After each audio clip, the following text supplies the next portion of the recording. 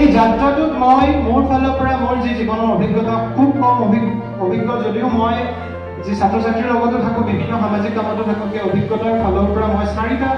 শব্দ বা 4টা বাক্য মই তোমালোকক ক'বলৈ আগবাঢ়িছো সেই বাক্যকেইটা কিন্তু সদায় জীৱনত মনত ৰাখিবা তোমালোকে যে পঢ়ি আছা পঢ়োতে এটা কথা সদায় মনত ৰাখিবা যে তোমালোকে ক'ৰ পৰা আৰম্ভ কৰিছা বেছ তোমালোকৰ মূল গছডালত শিপাজোপা যেনেকৈ মূল থাকে তোমালোকে চাবা যে তোমালোকে ক'ৰ পৰা নিজৰ জীৱনৰ যাত্ৰাটো আৰম্ভ কৰিছা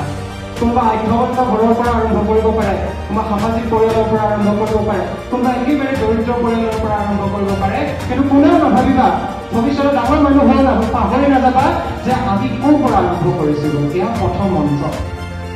দ্বিতীয় কথা হৈছে তোমালোকে ক'ত উপনীত হ'ব বিচাৰিছা জীৱনৰ লক্ষ্যটো কি সচৰাচৰ আমি প্ৰত্যেকেই কওঁ যে জীৱনত এটা লক্ষ্য থাকে আচলতে লক্ষ্য বোলা বস্তুৱেই নাথাকে জীৱনত আমি গৈ থাকো মাত্ৰ আমি জীৱনত আশাবিলাক লৈ আমি গৈ থাকো আমি মাত্ৰ যাত্ৰীহে যাত্ৰীৰ স্থান নাই যিদিনাখন মৰি গ'লো সেইদিনাখন চলি গতিকে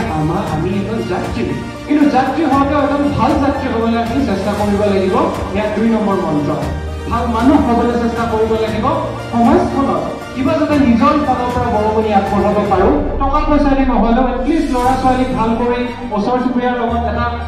ভাল সম্পৰ্ক বচাই কাৰোবাক বিপদৰ সময়ত এটাৰ মাত দি হ'লেও এনেকুৱা এজন মানুহ হ'বলৈ চেষ্টা কৰিব লাগিব সেইটো হৈছে আমাৰ কিন্তু ডেষ্টিনেশ্যন দেট ইজ মন্ত্ৰ নম্বৰ 2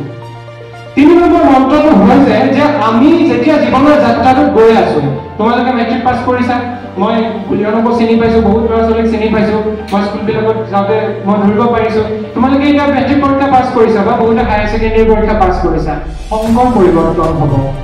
স্কুললৈ যাবা কলেজলৈ যাবা সংগৰ পৰিৱৰ্তন হ'ব জীৱনত যদি তুমি সফল হৈছা বা বিফল হৈছা আচল কিন্তু কথা কোন জানা কি সংগ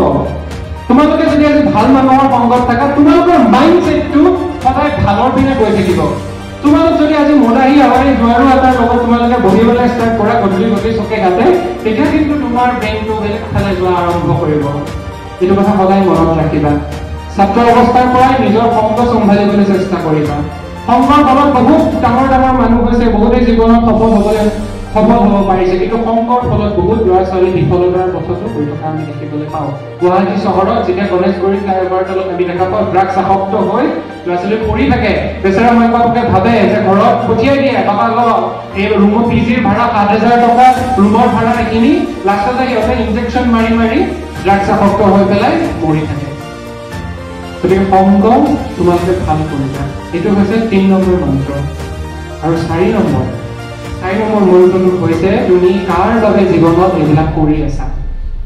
তোমালোকে কাৰ কাৰণে কৰিছা তোমালোকে নিজৰ কাৰণে কৰিছা পিতৃ মাতৃৰ কাৰণে কৰিছা নে আন কোনোবাৰ কাৰণে কৰিছা সেই বস্তুটো কিন্তু সদায় মনত ৰাখিবা যে মই কিহৰ কাৰণে পঢ়ি আছো যদি কিহৰ কাৰণে পঢ়ি আছো সেই বস্তুটো তোমালোকে এতিয়াৰ পৰাই গম পোৱা তেতিয়াহ'লে তোমালোকৰ লক্ষ্য নিৰ্ধাৰণ কৰি হ'ব পাৰিবা